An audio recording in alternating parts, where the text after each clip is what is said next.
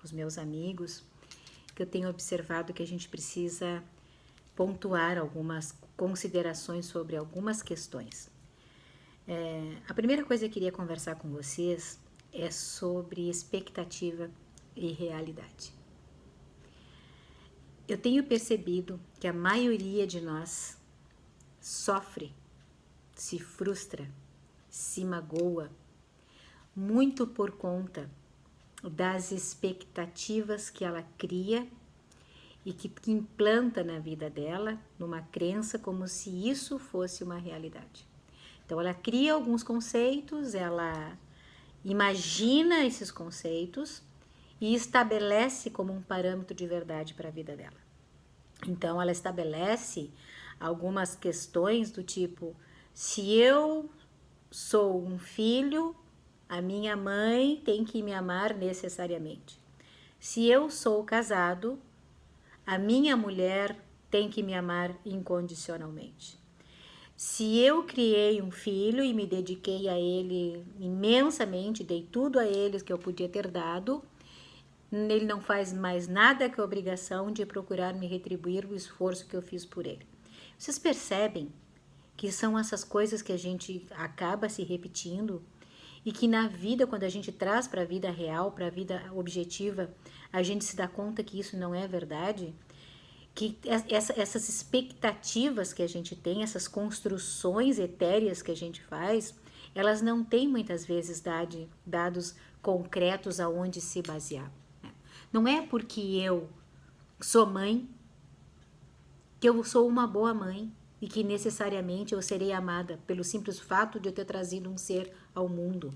Não, eu não vou ser amada porque eu sou mãe. Eu vou ser amada porque eu vou trabalhar para ter esse amor, porque o amor é uma conquista. Um filho ele deve honra ao pai e à mãe, ele deve cuidados ao pai e à mãe no fim da vida, ele deve dignidade aos pais, mas ele não é obrigado a sentir amor. Amor não vem por imposição, amor é uma conquista. Então, muitas vezes a gente escuta, e eu atendo pessoas mais velhas que se queixam muito, principalmente nesse período de pandemia que estão mais sós, e que me dizem assim: eu não me sinto amada. E aí, muitas vezes a pessoa sofre quando ela se dá conta que ela não é amada porque ela não conquistou esse amor. Da mesma forma, ir com a expectativa para um casamento, que o amor é incondicional porque nos casamos, porque nós somos maridos e mulheres, nós temos um amor profundo, não é assim que acontece. O amor, ele é estabelecido no dia a dia, ele é construído no dia a dia, não vem por obrigação.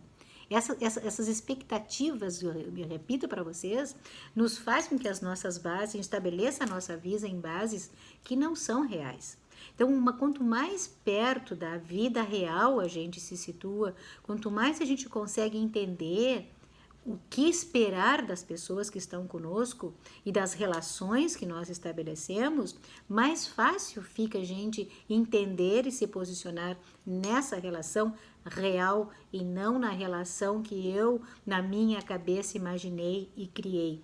É importante essa fundamentação na realidade, porque senão eu fico cobrando coisas e esperando coisas que as pessoas não podem me dar. E vice-versa. Também as pessoas passam a esperar de mim coisas que eu não posso entregar. Então a gente tem que entender que para a gente viver numa realidade plena e mergulhado numa vida, numa existência de verdade, eu tenho que saber onde eu estou situado, que planos eu construí. Porque, gente, olha só, eu não posso ser teimoso, eu não posso ser um obstinado, eu não posso dizer uma coisa que é se ela não é. Então, esses padrões que a gente cria, esse jeito de eu querer que a vida funcione como a gente quer que ela seja, que as pessoas nos entreguem aquilo que a gente acha que ela tem que nos entregar, esse é um dos maiores motivos das nossas dores. A expectativa. Tem que se sentar, tem que se olhar para dentro e pensar: onde eu estou situada? A base onde eu estou calcada é firme? Ou eu criei um castelo de sonhos e me deitei nele? Não tem problema da gente ter como meta determinadas coisas, da gente traçar objetivos e ter como meta construir uma relação, a gente perceber que isso que a gente tem não é real e partir para uma construção verdadeira, uma transformação e uma construção. Isso pode acontecer. Eu posso mudar e eu posso me transformar e eu posso transformar a relação que eu tenho, mas não em cima das expectativas ilusórias. Eu só consigo fazer essa transformação se eu estiver calcado numa base real. Eu tenho que saber aonde eu estou, o que eu de fato tenho para ir em busca da construção daquilo que eu posso ter. E muitas vezes também ter a certeza lá no fim que se trabalhou, mas não se conseguiu. Então a gente também não pode ser teimoso de passar obstinadamente em busca de uma coisa que a gente sabe de antemão que não vai ter.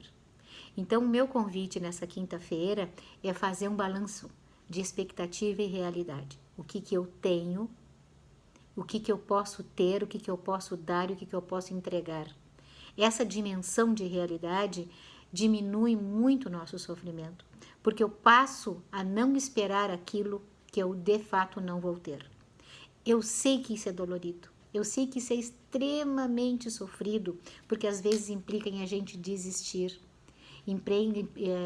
implica em a gente afrouxar as rédeas e dar 2, 3, 4 passos atrás e para poder pegar impulso e voltar.